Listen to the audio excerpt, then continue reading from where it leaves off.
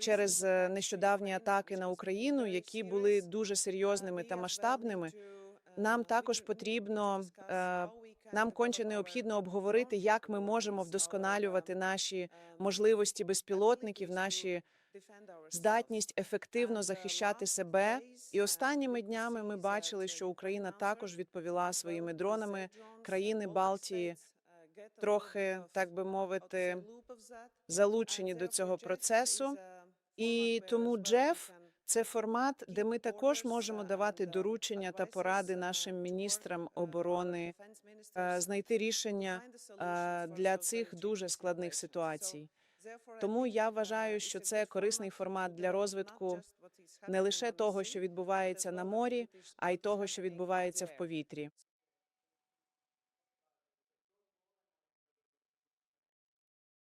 Нам просто потрібно вирішити, що нам потрібно виготовляти та виробляти їх більше. Ми, як Латвія, прийматимемо цей міжнародний саміт безпілотних технологій. Відбудеться 27 травня.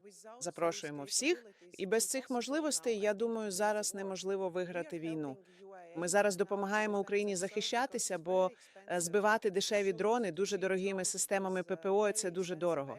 Отже, це означає, що ми маємо знайти спосіб, як ми разом можемо впоратися з поточними технічними проблемами. І я справді думаю, що це дуже хороша можливість для нас також спільно вирішити, хто саме які товари вироблятиме і як ми можемо значно прискоритися в цьому процесі.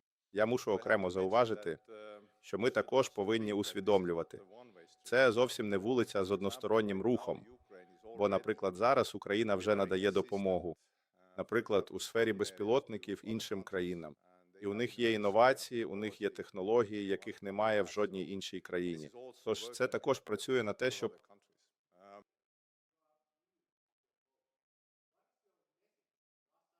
убезпечити інші країни.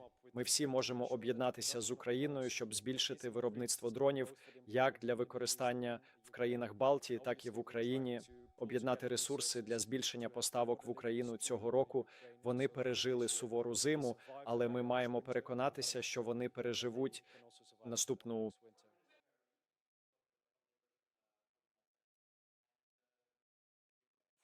зиму. Щодо ситуації в Литві, я можу підтвердити, що це був дрон українського походження, призначений для атаки на термінал у Приморську, але потім він відхилився від свого маршруту. І цей об'єкт впав безпосередньо на території на самій землі Литви. Звичайно, ці загрози, звісно, вони створюють значну кількість невизначеності та нервозності в громаді, у всьому нашому суспільстві. І ми маємо говорити про необхідність зміцнення нашої оборони та систем протиповітряної оборони. У мирний час такий режим повітряного патрулювання був достатнім та прийнятним. Але зараз ми чітко усвідомлюємо, що загрози стають масштабнішими та серйознішими. І тому ми маємо реагувати значно швидше та рішучіше, щоб вирішити ці складні питання.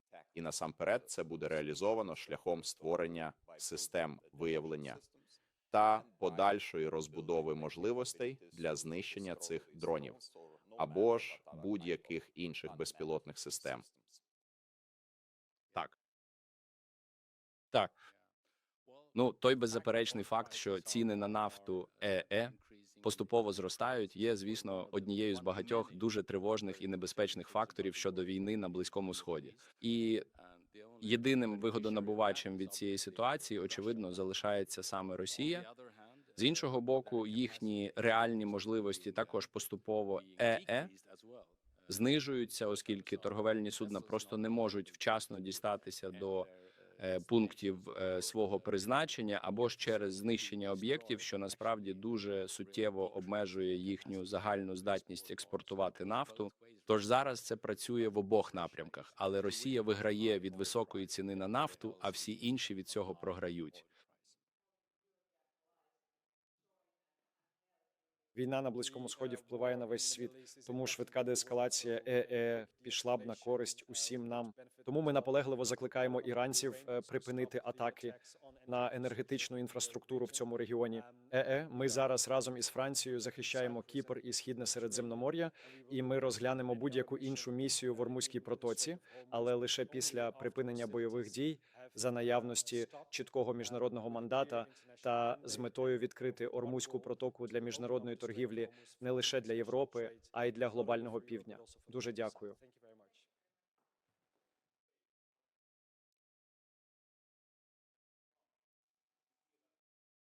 Alex, Mr. President, dear friends, I'm glad to speak to you and confirm that Ukraine is ready to contribute to the development of the security cooperation format, the JEF. We all see now that the world can be very harsh and dangerous for those who stand alone or stay aside from joint efforts to ensure real security. Today, no one knows what the future holds for Europe, or how Russia will behave in the coming years. But one thing is clear: coordinated actions and real investment in security must work.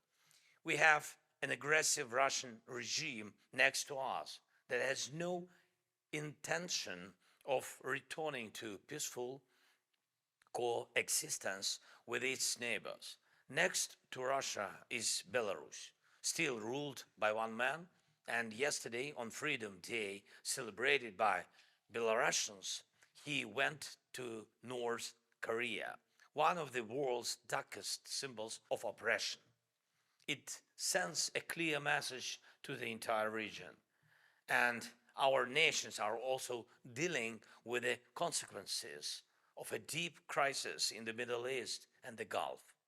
Even if the war there ends soon, much will still need to be done to ensure stable supplies of critical resources from that region. All of this, and especially the brutality of Russia's war against Ukraine, pushes each of us to act more. And thank you for this kind of cooperation. Ukraine has now offered the countries of the Middle East and the Gulf long-term cooperation to protect their skies. They have strong financial resources and experience in dealing with ballistic threats, but they need our expertise in countering drones. This includes all types of drones: Shahid, drones which cause serious damage to infrastructure, and FPV drones, which are now used for targeted attacks on military bases and equipment in the region. The first agreements have already been prepared by our teams. Ukraine had the world's strongest experience in using drones. We offer the Middle East and Gulf countries a partnership that benefits both sides, our knowledge and technology and their funding. And we are working to make this happen. Our contribution to security in that region will also be a real contribution to global security.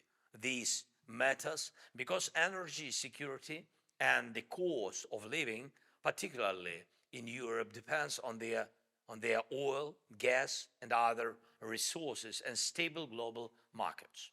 And I believe that in Europe we need to build more close cooperation between Ukraine, your countries, and all European nations to ensure real protection on land, in the air, and at sea.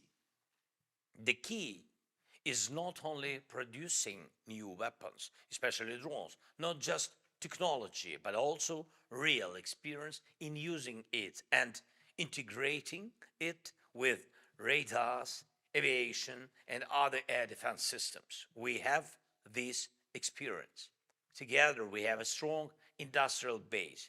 You have financial capacity. Let's bring all of this together even more. And I'm grateful to every country we already have clear agreements with on joint production. We should work so that with all JEF countries we build a real production alliance. And I'm grateful for the enhanced partnership status for Ukraine received in Oslo. The status already opens the door to practical cooperation, like taking part in the terraces exercise. We are ready to move forward, bringing our experience and capabilities to make the JEF community even stronger. And our goal is simple and clear. Ukraine is ready to become a full-fledged member of the JEF. And thank those who work closely with us across the military, defense ministries, and special services. We need to come together and strengthen our shared experience so we can be strong in every area, protecting lives, infrastructure, energy, the seas, and cyberspace. And I believe we can do this. I believe that a free Europe will prevail over all who threaten us. And of course, air defense is a top priority. In Europe, we must have full capacity to produce all types of air defense systems and the missiles for them. This includes protection against drones, cruise missiles, and ballistic threats. And we cannot rely on other partners' industries. We must be confident in our own industry here in Europe. Please, let's keep moving this work forward and speed it up. And while we are building this capacity, please remember that we need protection from Russian missiles every single day. And I'm grateful to those of you who actively support us through the Portal program. It's critically important. And one more point. Oil and gas markets are very, very uncertain now. But we must not let Russia take advantage of this. We all know that for Russia, money from oil and gas means more time for war. Putin turns every dollar he earns into killing and destabilization. So please keep the pressure on Russia. Its tankers and shadow fleet must not feel safe in European waters. I thank Denmark and Sweden and France for detaining these vessels, a clear demonstration that enforcement is not only possible but effective. Now we must go further. These tankers must not just be stopped, they must not be used to bypass international law. We need joint action to create strong laws in Europe that allow countries to block Russian tankers and confiscate the oil.